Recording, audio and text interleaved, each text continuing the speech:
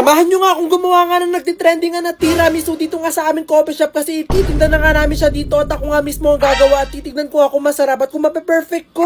Kaya naman pagkapunta ko nga dito nga sa coffee shop, dala-dala ko na nga dito yung mga kailangan nga nating ingredients para makagawa nga ng tiramisu. At hindi na nga rin ako magpapatumpik-tumpik pa, umpisahan ko na nga rin siya agad at medyo kinakabahan nga ako kasi first time ko ang gagawin to. Pero nag-research naman nga ako ng malala nga dito at sa tingin ko nga mape-perfect ko nga to kasi talagang matagal ko na nga itong gustong gawin. At ang una ko nga ginawa ay pinaghiwalay ko nga lang yung white egg pati nga yung egg yolk kasi ang kailangan lang daw natin dito ay egg yolk. 6 na egg yolk nga lang kailangan ko nga dito pero 10 itlog nga ginamit ko kasi nababasag nga yung ibang egg yolk kapag nga binubuksan ko yung itlog. At after ko nga makakulay ka ng 6 egg yolk, agad-agad ko na nga rin nilagay dito nga sa lutuan kasi lalagyan ko na nga sila ng asukal. At talagang gumamit nga ako ng takalan nga dito sa paglalagay nga ng asukal kasi kailangan nga natin matansya nga yung mga ilalagay nating asukal baka nga kasi maging sobrang tamis. At after ko nga malagay nga yung asukal, binuksan ko nga lang yung apoy nga ng sobrang hina at hindi nga dapat malakas kasi kailangan nga natin mapag-combine nga yung egg yolk pati nga yung sugar. At after nga 4 minutes ko nga paghahalo nga dito ay sinalit ko na nga sila dito nga sa separate bowl. At pagkatapos nga natin malagay nga sila dito, kumuha naman nga ako nitong mixer nga kasi kailangan nga daw natin mapadouble nga yung size nga nitong egg yolk pati nga yung sugar na pinagsama natin. At after nga nung kinuha ko na nga itong mascarpone cheese nga natin kasi isasama ko na nga rin siya dito nga sa mixture. At sabi nga doon sa nabasa ko ay kailangan daw chilled daw na mascarpone cheese ang ilalagay daw natin para nga daw talaga mag-double or mag-triple yung size niya. At alam nyo ba itong mga ingredients na pinaglalagay ko nga dito ay talagang sa Italian store ko pa binili kasi napakahirap nga maganap man itong mascarpone cheese nga na to pati nga yung lady finger. At nung okay na nga itong first mixture nga natin, kumuha naman nga ako ng another bowl kasi imimix naman natin dito nga yung ating heavy cream. All-purpose cream nga ang ginamit ko at chilled nga to kasi mas maganda nga daw yung chilled para nga talaga mag-double nga yung size niya. Nag-add nga rin ako dito ng konti nga sugar para magkaroon nga siya ng lasa at hindi nga siya mataba. At after nga natin ma-mix nga itong heavy cream, kukunin nga natin yung ginawa nga natin first mixture kasi pag-combine natin silang dalawa. Di ko alam pero sobrang saya ko nga sa part nga na to kasi parang na-perfect ko nga yung mga instruction nga para nga makagawa talaga ng tiramisu. At after nga natin mapaghalo-halo, ganito na nga yung naging itsura niya at talagang nakakatuwa nga kasi ganito yung itsura ng mga mixture na gumagawa ng mga tiramisu sa ibang bansa. Sineta side ko nga lang yung mixture nga natin at kinuha ko nga itong mga kape nga natin nasa stick kasi ito nga din kailangan natin kasi dito natin ilulublob nga yung mga lady fingers. Nilagyan ko nga lang siya dito ng konting mainit nga na tubig kasi kailangan nga natin ma-dissolve nga yung mga kape bago natin lagyan ng malamig na tubig. Hindi nga dapat daw kasi mainit na yung paglulubloban nga natin ng lady fingers kasi madali nga daw matutunaw nga yun kaya kailangan nga daw ay malamig. And finally, nandito na nga tayo sa exciting part kasi ngayon na nga natin i-assemble nga yung tiramisu at magagawa na nga natin